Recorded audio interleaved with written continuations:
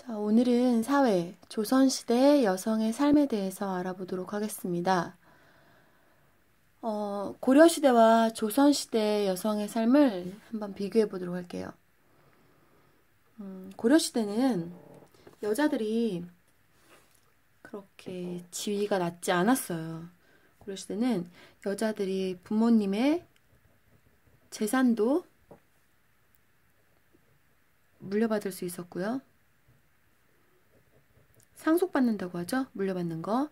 재산 상속을 받을 수 있었고, 그 다음에 제사도 지냈어. 지금도 여자들은 제사 안 지내죠? 보통 여자들은 절 안 하잖아요, 지금도. 근데 고려시대는 여자들이 이렇게 제사도 지냈습니다. 그리고 만약에 남편이 죽거나 그러면 재혼도 했어. 또 결혼한 다음에요. 결혼하고 나서 시집에 가서 사는 게 아니라 친정에서 많이 살았어요. 친정살이. 친정에서 아이가 좀 클 때까지 이렇게 살았습니다.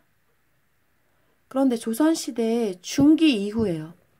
이렇게 사는 게 조선 전기까지는 이렇게 지냈단 말이에요. 여자들의 지위가 그렇게 낮지 않았어.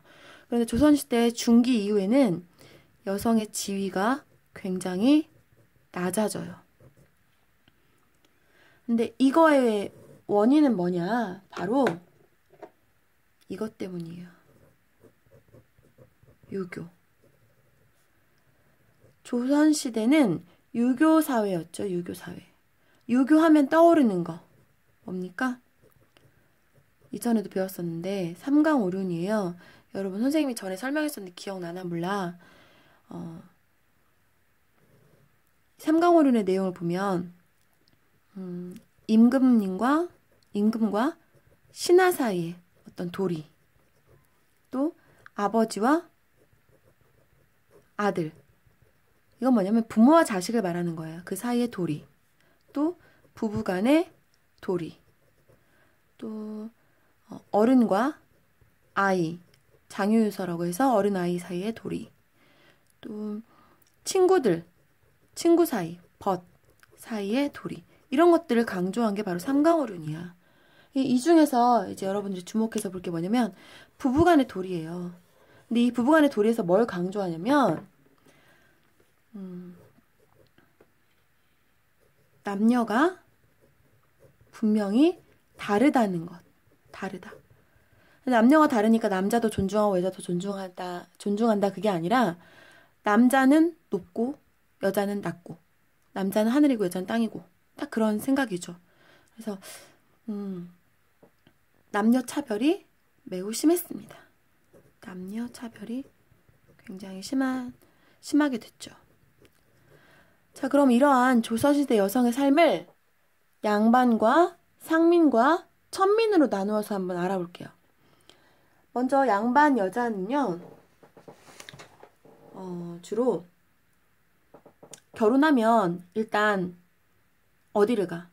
친정에 사는 게 아니라 무조건 시집으로 가요. 시집살이를 해요. 시집에 삽니다. 그러면서 자식을 키우고, 그리고 시부모 모시고, 또 뭐 손님이 오거나 그러면 손님을 맞고, 손님 맞이, 제사를 지내는데 제사 지내는 그런 음식장만 하는 거야. 준비. 직접 제사 뭐 절하고 그런 게 아니라 음식장만입니다. 또 재혼이 가능했을까요? 재혼은 절대 안 됩니다. 물론 이제 재혼이 아예 없었다는 건 아니지만 거의 이런 경우는 없었어요. 그리고 조선시대 이 후기에는요, 남편이 죽으면 아내가 그 남편만 바라보고 기다리고 또 그리워하면서 평생을 이렇게 혼자 살아야 저 사람은 정말 괜찮은 사람이다라고 이렇게 칭찬받고 그랬단 말이야. 이런 사회였어. 한 가지 심한 걸 보면 조선시대는 이제 얼굴도 모르고 시집 가는 경우가 있었단 말이죠. 그런데 결혼 약속을 해놓고 그 전에 남편이 죽었어. 그래도 여자는 그 집으로 시집을 갑니다. 남편 얼굴도 모른 채 그냥 가요. 그래서 죽은 남편의 그런 부모님, 시부모님 모시고 그냥 사는 거야. 평생을 그렇게. 지금 생각해보면 참 말도 안 되죠. 이렇게 양반은 살았습니다. 그리고 집 안에서도 주로 이렇게 지내는 장소가 틀렸어. 장소가 뭐 안채라고 해가지고 주로 그쪽에서만 지내고 집 밖에는 거의 나가지도 않고요. 그리고 집 밖에 다닐 때 어떻게 해야 돼? 집 밖에 다닐 때는 얼굴을 다 가리고 다녀야 돼. 감히 얼굴을 딴 데다 드러내고 다니면 절대 안 됩니다. 여기 그림 하나 보여줄게요. 교과서에 나와 있는 그림인데요. 여기 보세요. 지금 이게 양반 여자의 모습이에요. 외출할 때는 이렇게 옷으로 거의 눈만 내놓고 얼굴을 거의 가리고 다녀야 됩니다. 이렇게 길게 걸치는 이 옷을 장옷이라고 그래요. 장옷. 여기 보면 장옷 입은 여인이라고 되어 있죠. 이 그림도 신윤복이 그렸네요. 신윤복은 여자 그림을 많이 그렸잖아. 근데 이쪽에 보면요. 이 여자는 양반이 아니야. 얼굴 다 드러내놓고 아이 없고 발도 보세요. 맨발이죠. 이 여자의 신부는 상민이나 천민. 아마도 그런 여자였을 거예요. 이렇게 가리고 다니는 것도 양반들이 하는 거지 상민들은 그러지도 않았어요. 그럼 상민들은 뭐 했냐? 상민들도 이제 일단은 기본적으로 집안일 하죠. 그리고 농사일.